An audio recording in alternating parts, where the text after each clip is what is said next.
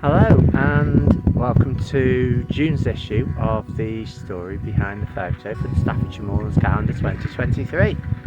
And I'll apologise straight away for the noise because it seems that they're renovating the barn just over there and sliding tiles off the roof and it's making a right racket.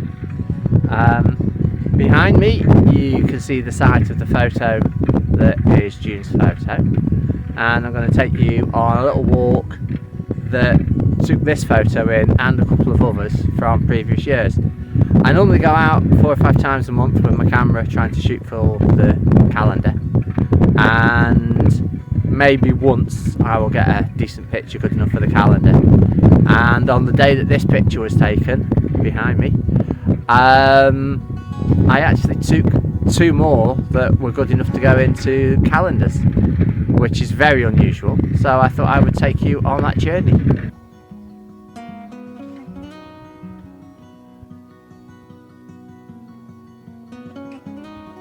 And here is where the day started, probably my favourite barn in the whole of the Peak District. Always wanted to grab a good photo of it, and with all the dandelions around it was just perfect. And isn't it in such a fantastic spot?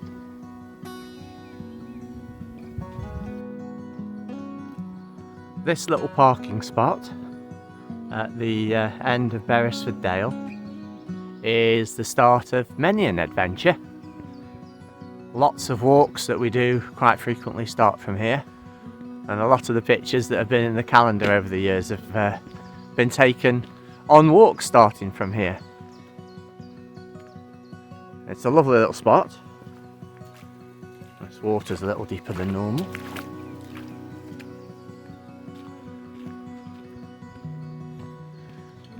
So from here, lots of options.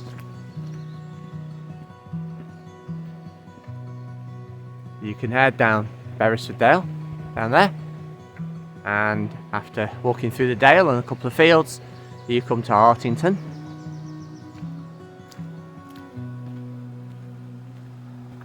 Or you can cross the river on this lovely little bridge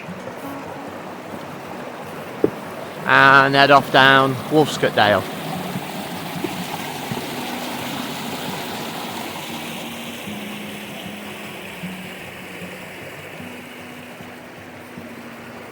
So there's the path to Wolfscott Dale.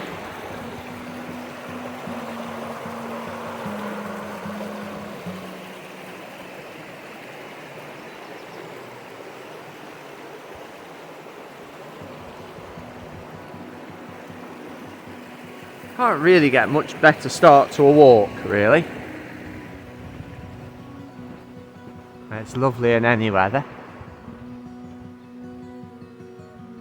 And down there is the start of Wolfscott Dale proper, and that's where we're heading at the moment.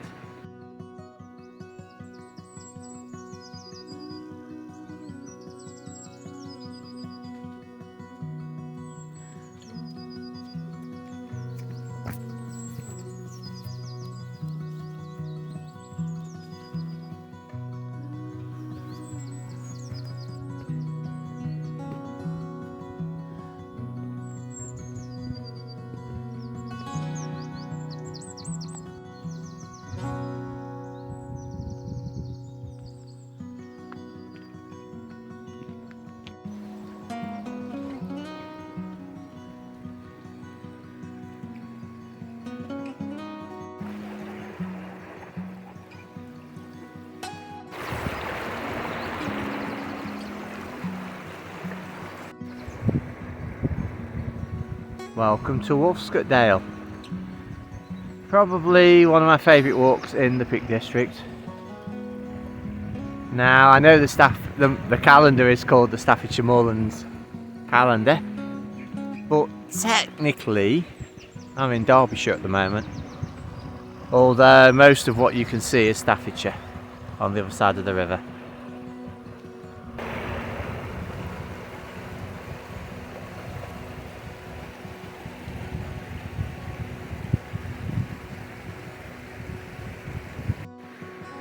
Once upon a time there was a sign on the top of that post, and that would tell you that that little entranceway there takes you up Biggindale and eventually back to Hartington, and it's a lovely stroll, although it can get very wet, as you'll probably see in the videos, and I think I can find a photo when it was extremely wet as well.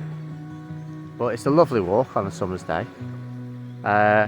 It is the point where the tracks go from these lovely man-made tracks to quite a rough riverbed basically, so not for high heels unfortunately, ladies or gents. Up to this point the footpath has been absolutely lovely, but as you can see it's got a bit rougher underfoot, and that's pretty much how it goes from here on in. Typically, as I stopped to make a little video of the bottom of Biggindale, I met the first person of the day, and he stood around for about 10 minutes playing with his phone, and I felt rather self-conscious about videoing while he was enjoying the countryside or playing with his phone.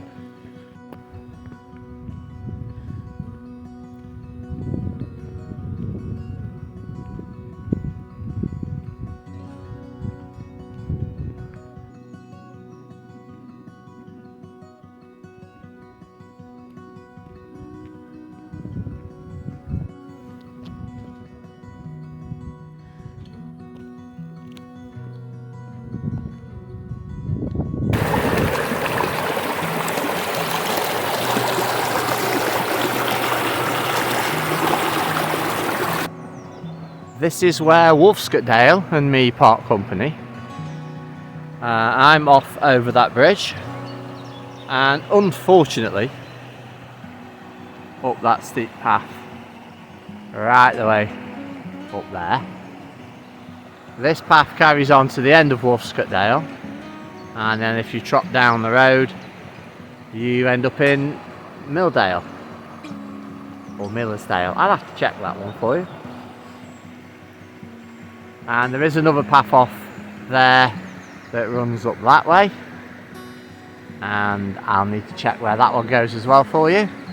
But like I say, bye bye to Wolfscotdale. I've only seen 3 people. It's been absolutely brilliant, and I doubt I will see many more on my trip up towards the village of Ulstonfield.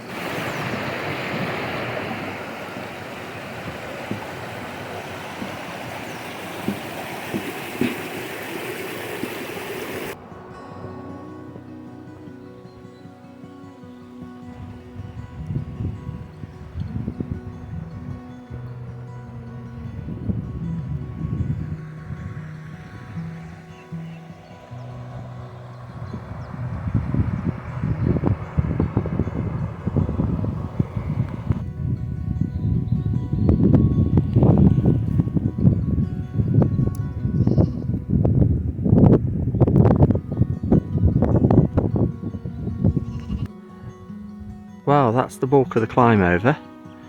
You can see the bridge down at the bottom, and on the skyline you can also see another bridge, and that's the Tissington Trail heading off.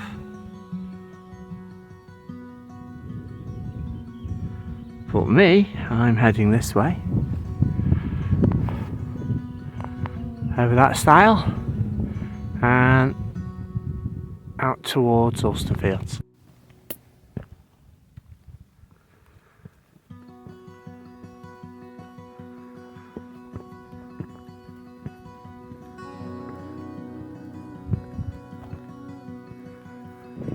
So this is the view as it is today.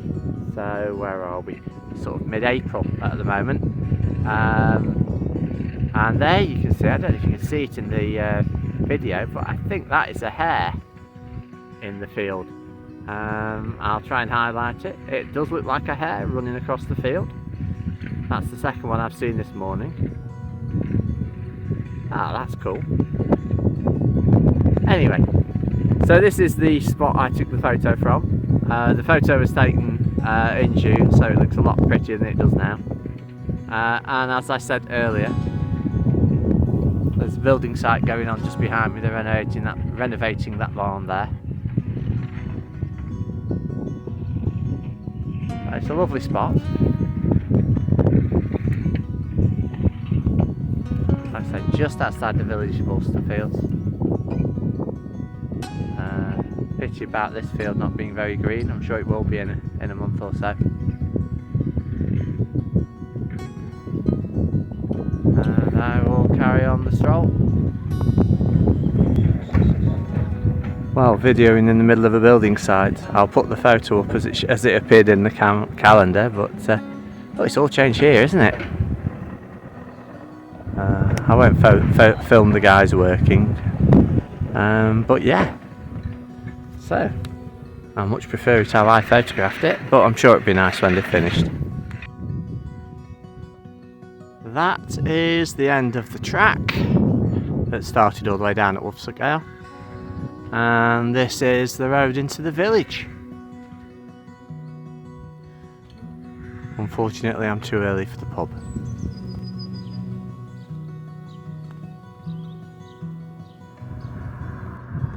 Well, that's the road out of Woolstonfields. And this is me.